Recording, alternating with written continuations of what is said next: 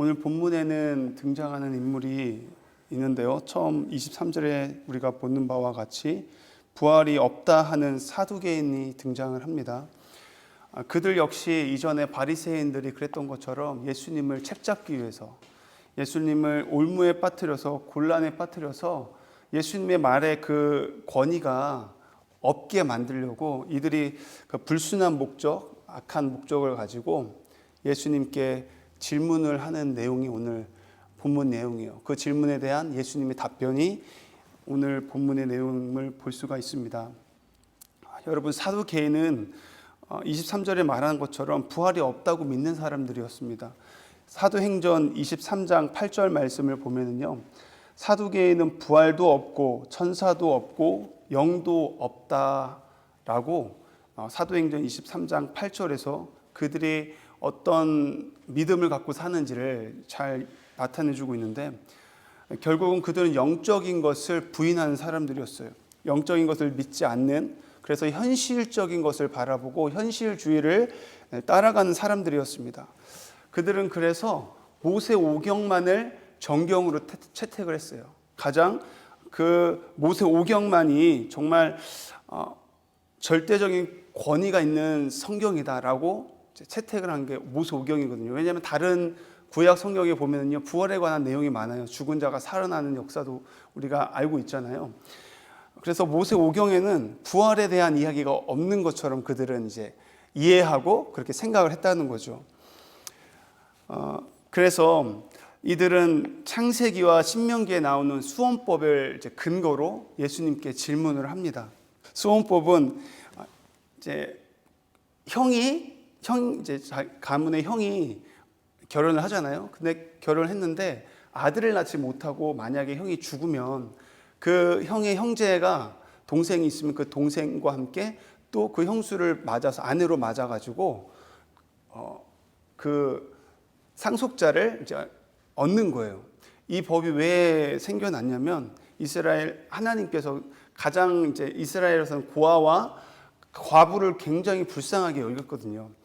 왜냐하면 과부들이 이제 남편이 죽으면 경제적인 어떤 활동을 할 수 없기 때문에 정말 재정적으로 너무나 힘든 상황 가운데 사회적 약자로 살아갈 수밖에 없기 때문에 그런 과부를 보호하고자 하는 차원에서 이 법을 제정한 건데, 이 법을 가지고 지금 이야기를 하는 거예요. 부활이 없다는 근거를. 그래서 오늘 저와 여러분이 읽은 것처럼 24절에서 28절 말씀을 보면 자세히 나와 있는데, 우리 함께 다시 한번 읽어볼까요? 24절에서 28절 그들이 어떻게 이야기하는지. 시작. 선생님이여, 모세가 일렀을 때 사람이 만일 자식이 없이 죽으면 그 동생이 그 아내에게 장가들어 형을 위하여 상속자를 세울지니라 하였나이다. 우리 중에 7형제가 있었는데 마디가 장가들었다가 죽어 상속자가 없으므로 그 아내를 그 동생에게 물려주고 그 둘째와 셋째도 일곱째까지 그렇게 하다가 최후에 그 여자도 죽었나이다. 그런즉 그들이 다 그를 취하였으니 부활할 때에 일곱 중에 누구의 아내가 되리이까? 누구의 아내가 될까요? 7형제 중 누가 그 여인을 아내로 맞이할 수 있습니까? 라고 묻는 거예요. 마치 저는 이거를 보면서 비아냥거리듯이 이제 사두개인들이 질문하는 것 같아요. 부활하면 다 첫째만 아내로 맞을 수 있냐? 아니면 막내, 일곱째 막내가 아내로 맞으냐? 아니면 7명 다 아내를 그 한 여자를 두고 아내로 삼냐? 이렇게 물어보는 거죠. 그러니까 그 얘기를 듣고 예수님의 답변이 어떻게 말하냐면요. 29절 말씀에 예수께서 대답하여 이르시되 너희가 성경도 하나님의 능력도 알지 못하는 고로 오해하였도다. 너희들이 부활에 대해서 오해했다. 왜요? 두 가지 이야기하고 있죠. 성경을 너희들이 알지를 못해. 두 번째는 하나님의 능력을 너희들이 알지 못해. 그렇기 때문에 부활에 대해서 너희들이 지금 오해하고 있다. 30절 말씀에 예수님이 그 다음 뭐라고 말씀하십니까? 부활 때에는 장가도 아니 가고 시집도 아니 가고 하늘에 있는 천사들과 같으니라. 영적인 존재이기 때문에 시집도 안 가고 장가도 안 가기 때문에 누구가 아내가 되고 누구의 남편이 되고 그런 거 없다라고 이야기하는 거죠. 그러면서 31절 말씀에 죽은 자의 부활을 논할진대 하나님이 너희에게 말씀하신 바, 죽은 자의 부활에 대해서 하나님께서는 너희들에게 계속 말씀하고 있다. 모세 오경에 너희들의 부활이 없다고 이야기하고 생각하지만 사실은 하나님께서는 꾸준히 계속 죽은 자의 부활에 대해서 이야기하고 있다. 논할진대. 그러면서 예수님이 설명합니다. 32절 말씀에 나는 아브라함의 하나님이요 이삭의 하나님이요 야곱의 하나님이로라 하신 것을 읽어보지 못하였느냐? 하나님은 죽은 자의 하나님이 아니요 살아있는 자의 하나님이시니라 하시니라. 이 말씀이요 마가복음과 누가복음에도 동일하게 기록되어 있는데 거기에서는 모세가 하나님께 콜링받은 애굽에서 이스라엘 백성들을 출애굽하는 그 과정 가운데 모세를 콜링하잖아요. 떨기나무 타지 않는 불 가운데 타지 않는 그 떨기나무에서 모세를 콜링하는 장면을 마가복음과 누가복음에서는 떨기나무에서 그를 불렀다는 이야기로 나와요. 오늘 말씀 마찬가지로 출애굽기 말씀을 가지고 예수님께서 다른 구약의 다른 데서 이야기하는 것이 아니라 그들이 모세 오경을 가지고 이야기하니까 예수님께서도 모세 오경을 들어서 출애굽기의 부활에 대한 이야기를 설명해주고 가르쳐주고 있는 걸 볼 수 있습니다. 모세를 32절에 나는 아브라함의 하나님이요 이삭의 하나님이요 야곱의 하나님이로다 이 말씀을 모세가 콜링 받을 때 하나님이 그를 사용해서 이스라엘을 애굽으로부터 구원하기 위해서 그를 부르셨을 때 했던 이야기예요. 당신 누구입니까? 할 때 하나님 스스로가 자기를 계시할 때 나는 아브라함 하나님, 이삭의 하나님, 야곱의 하나님이다 이러고 내가 그들에게 갈 때 당신을 누구라고 말합니까? 할 때도 그때도 동일하게 하나님은 나는 여호와라 그러면서 나는 아브라함의 하나님, 이삭의 하나님, 야곱의 하나님이라고 그들에게 말하라고 말을 합니다. 이 말은 무슨 말입니까? 이 말은 예수님께서 그렇게 이야기하신 것을 읽어보지 못하느냐? 하나님은 죽은 자의 하나님이 아니요 살아있는 자의 하나님이시다. 지금 모세가 지금 하나님께서 말씀하실 때에 지금 살고 있는 현 시대, 그가 지금 있는 현재 아브라함이 살아 있습니까? 그가 바라볼 때 아브라함은 없어요. 이미 죽은 조상이에요. 이삭도 마찬가지죠. 야곱도 마찬가지입니다. 근데 하나님은 나는 아브라함의 하나님이다. 죽은 자의 하나님이 아니라 살아있는 자의 하나님이라는 거예요. 너가 보기에는 지금 그들이 죽었지만 네가 보는 시점에는 없고 죽었지만 그들은 나와 함께 있다. 그들은 나와 지금 함께 있다라고 말씀하시는 거예요. 이렇게 말할 수 있는 거죠. 그들은 죽지 않고 살아서 여전히 나와 같이 있기 때문에 나는 오늘도 그들의 하나님이라는 거예요. 나는 아브라함의 하나님, 나는 이삭의 하나님, 야곱의 하나님이다. 여러분 이해가 되십니까? 나는 아브라함 하나님, 이삭의 하나님, 야곱의 하나님의 그 하나님의 계시 가운데 부활을 지금 설명하고 있는 거예요. 그들은 죽지 않았어. 나와 함께 있다. 여전히 나와 함께 있다. 오늘 그들이 나와 함께 있다. 이야기하고 계시는 거예요. 여러분들은 부활을 믿으십니까? 믿으십니까? 아멘. 믿으십니다. 믿습니다.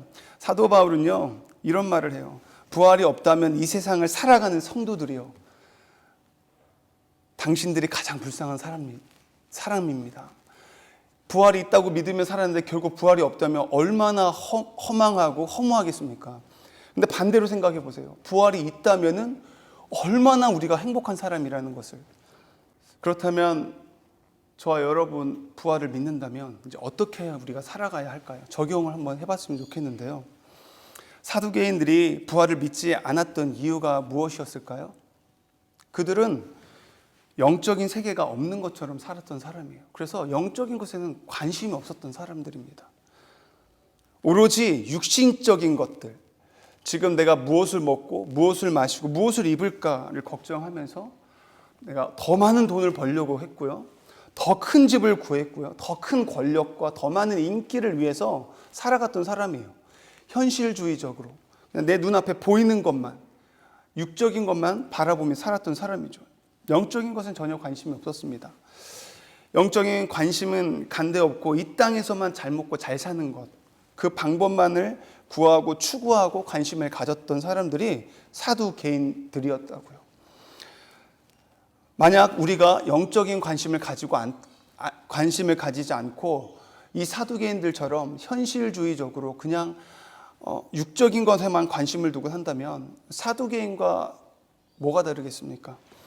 이 새벽에 저희들이 함께 기도하시며 나아갈 때에 영적인 세계가 없는 것처럼 육신의 소욕으로 살아가고 있지는 않는지 돌아보면서 회개함으로 하나님 앞에 나아가는 시간이 되었으면 좋겠습니다.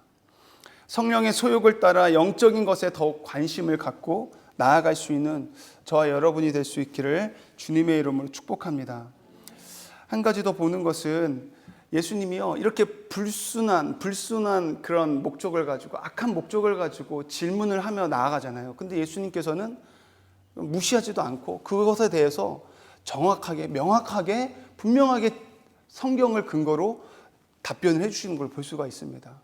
저와 여러분들 그렇게 불순하고 악한 목적으로 예수님께 질문 던지지 않잖아요.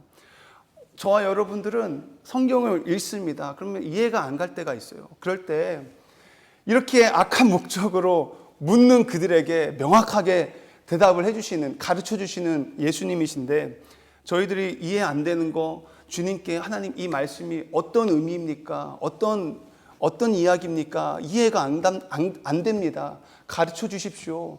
그렇게 기도하며 나아갈 때에 하나님께서 가르쳐 주지 않을까요? 가르쳐 주실까요? 가르쳐 주실 줄 믿습니다. 성경뿐만이 아니죠. 우리가 인생을 살아가면 얼마나 많은 이해할 수 없는 문제들이 있고 환경과 그런 상황들을 직면할 때가 있잖아요. 이해할 수 없는 상황 가운데 우리가 또 하나님 앞에 나아가는 거죠. 기도하며 나아가는 것입니다. 하나님, 왜 내게 이런 문제를 허락하시는 거죠? 왜 내게 이런 환경과 상황을 맞닥뜨리게 하는 것입니까? 그렇게 하나님 앞에 우리 인생 가운데 닥치는 모든 환경과 문제들을 또 물어볼 때 하나님께서 대답해 주실까요? 안 해 주실까요? 해 주시는 줄 믿습니다. 이렇게 악한 목적을 가지고 질문하는 자들에게도 이야기해 주셨고, 예수님이 그 자신의 그 고난, 순환에 대해서 제자들에게 몇 번을 이해해 주는데도 깨닫지 못하는 그들에게 계속해서 이야기해 주시잖아요.